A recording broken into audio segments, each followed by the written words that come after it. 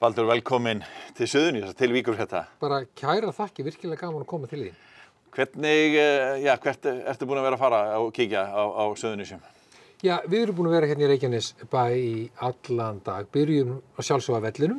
Það var gaman að koma þangað og skygna svona bak við tjöldin. Því yfirleitt sér maður nú bara þegar maður er að koma eða fara. Svo fórum við í fjölbrautaskólann. Það var virkilega gaman að sjá alltaf fjölbrautastarf sem þar er verið að vinna. En sko það er náttúrulega, eins og þið vitið manna best, yfir 1000 nemendur og gaman að heyrum allar námsbrautirnar sem þar er það sem við erum að sinna. Og svo fórum við Hótel Keflavík, það er nú heldur betur uppgangur þar, verið að stakka og bæta og breyta, virkilega gaman að sjá það frumkvæði. Svo fórum við í Ráðhúsið og erum búin að bara svona skoða stofnanir hér í húsinu og heyra hvað menn er að vinna að og það er bara það góða starf sem sko til dæmis þau í Ráðhúsinu er að vinna og það er áskoranir sem bærinn og samfélagið þarf að takast á við vegna fjölbreytileika mannlífsins.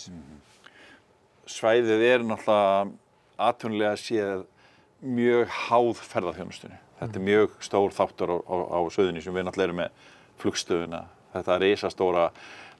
þennan risastóra vinnustað. Ertu með skoðanir á því, þú veist, ég meina hvernig ræddirðu það við ráðamenn bæjarins svona? Nei, ég var nú bara svona meiri í því að hlusta og heyra hvað þau væru að gera, hverju þau væru að sinna í sínum störfum, frekar en við færum út í það. En það sem ég hef skynjað að eftir sko að ferðalag mitt landið núna síðustu sko 3 vikurnar, að fólk alls staðar að landinu sko er að kalla eftir því að við nýtum náttúruauðlindirnar okkar en að sjálfsögðu þannig að við gerum það á sjálfbæran hátt, að við göngum ekki á þær og það er náttúrulega hér sem annars staðar og því ég tala náttúruauðlindir það er náttúrulega líka bara náttúruperlurnar okkar, við þurfum að ganga þær að virðingu, sjálfsögðu að nýta þær og ég líka heyri sko ákall eftir því alls staðar á landinu að heimamenn fái meira sko sín málefni að segja eða fái meira nýtingu þeirra auðæfa sem er á svæðinu að segja og ég tek þetta með mér í farteski núna í áframhaldandi ferðalagi minnst fram á kosningum. Þú er náttúrulega fylgst með eins og aðra landsmenn hamförum í Grindavík. Já. Þetta er miklar áskoranir fyrir ykkur og alla og það er hætt við því að þetta, eins og menn hafa verið að ræða og þið hafa verið að ræða séu bara áframhaldandi áskoranir sem allt samfélagi þarf að takast á við og þá held ég að sé einmitt sko mikilvægt sem ég hef verið að tala fyrir að við horfum á landið og þjóðina sem eina heild. Þannig að burtséð frá því hvar við búum eða hvað sko áskorunum við stöndum frammi fyrir, heldur við sko lítum á landið sem eina heild, hvort sem það varðar sko samgöngumál, heilbrigðismál, menntamál eða menningamál og tökumst á við sko áskoranir sameiginlega og nýtum sko tækifærin sameiginlega sem við stöndum frammi fyrir. Og í þessu samhengi finnst mér mjög mikilvægt og ég myndi tala fyrir því sko sem sameinar okkur og benda á það og ýta því til hliðar sem sundrar okkur. Finnst þér svona mál, sérðu svona mál koma inn á borð forseta? Erum við komin inn í pólitík þarna eða eins og það er alveg ljóst að landsbyggðin hefur, þetta er gömul saga og ný, að landsbyggðin hefur oft svona fundist verða út undan fyrir 101 Reykjavík, það sem að þið búið, eða þú veist það sem að þú ert inn í miðri Reykjavík og finnst svona, maður hefur oft séð svona raddir frá landsbyggðinni að meira sér á stóra alþingi sé ekki verið að horfa nóg til landsbyggðarinnar. Er þetta það sem þú ert búin að vera að heyra eða hvað er þín skoðun á þessu? Sko ég er nú alltaf með annan fótinn austur í sveit því ég er frá bænum Ægisíðu í Rangárþingi. Þar eru við fjölskyldan með lítið ferðaþjónustu fyrirtæki, bara svona menningartengt.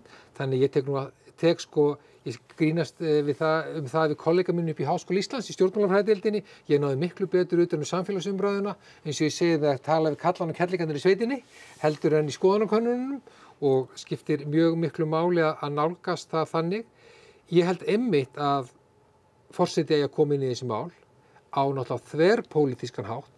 Forseti má aldrei vera flokkspólitískur, en hann á að fjalla svona mikilvæg málefni akkúrat á grundvelli þess að við að takast á við áskoranir sameiginlega. Þetta sameiginlegt verkefni okkar allra og við berum þær byrðar sameiginlega sem þurfum að gera þegar þarf á því að halda.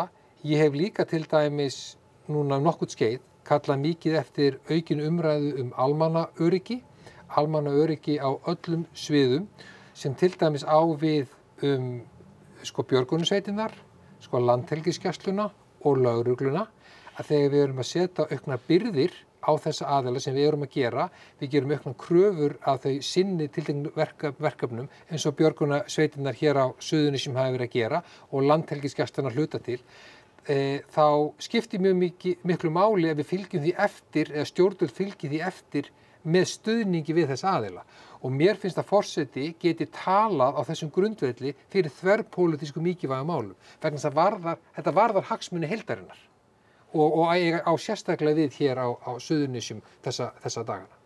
Finnst þér að einhver stærri mál ættu að fara með fleiri mál í þjóðaratkvæðagreiðslu? Ekkert endilega fleiri mál, hins vegar mikilvægt að mínu mati að forseti líti yfir axlirnar á þingmálunum, líti yfir axlirnar á þingheimi til þess að tryggja það, eða reyna að tryggja það, að þingið fari ekki fram úr sér. Þannig að þingið gangi ekki fram á þjóðinni, til dæmis með því að takmarka tjáningarfrelsi eða takmarka réttindi kvenna eða hinsegin fólks. Ef að þingið myndi gera eitthvað af þessu, myndi ég þegar í stað raunni grípa í neyðarheimilin og vísa málunum til þjóðarinnar. Líka ef það sé svona miklar, ef það gerð mikil breyting á stjórnskipun landsins, ef að til dæmis þingi ætlaði sér að ganga í Evrópusambandið án undangenginnar þjóðaratkvæðagreiðslu, þá myndi ég þegar í stað vísa því til þjóðarinnar. Það svona þá, ef að þingi farið á rauninni að brjóta mannréttindi, tjáningarfrelsi, rauninni brjóta stjórnarskrána eða ætlaði að samþykkja svona grundvallarbreytingar á stjórnskipaninni, þá eiga þannig ákvarðanir finnst mér heima hjá þjóðinni, en náttúrulega dagsdaglega ákvarðanataka varðandi löggjöf náttúrulega í höndu þingsins á grundvelli þingræðisreglunar. Hvernig hefur svona, þú út á ferðinni, hvernig hefur svona gengið þið að fá skoðanakannanir núna daglega og hvernig er að svona standa í þessu? Þú ert nú aðeins búin að vera í pólitík og kannski þekkir aðeins hvernig er að vera í kosningabaráttu. Er þetta ekki svolítið öðruvísi? Jú, ég hef nú meiri verið hinum megin við borði sem sérfræðingur að greina stjórnmálin og skrifa fræðigreinar þau. Þannig að þetta er mjög athyglisvert Mér finnst þetta stundum rauninni bara óraunverulegt að sjá okkur á skoðanakönnunum sem er sjálfur í en er ekki að skýra út.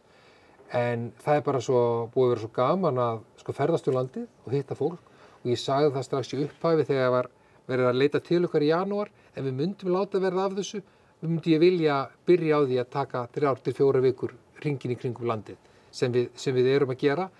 Það er mjög mikilvægt og virkilega raunin að hlusta eins og ég var að fara yfir áðan hvað fólk er að biðja og finnst mikilvægt að gera. Og þar til dæmis langar mig að nefna við höfum mikið verið að tala fyrir því við Felix að og langar að við þjóðin, Íslendingar, stöndum fremst meðal þjóða þegar kemur til dæmis að málefnum barna og ungmenna. Rétt eins og við stöndum fremst meðal þjóða þegar kemur að málefnum, jafnréttismálum. Og ég held að við getum gert miklu betur í málefnum barna og ungmenna. Eins og ég var bara að fara með fólki, eða fólk var að fara yfir með mér í ráðhúsinu. Bara varðandi aukna vanlíðan í skólakerfinu hjá börnum, aukin geðheilbrigðisvandamál, fíkniefnavandamálin.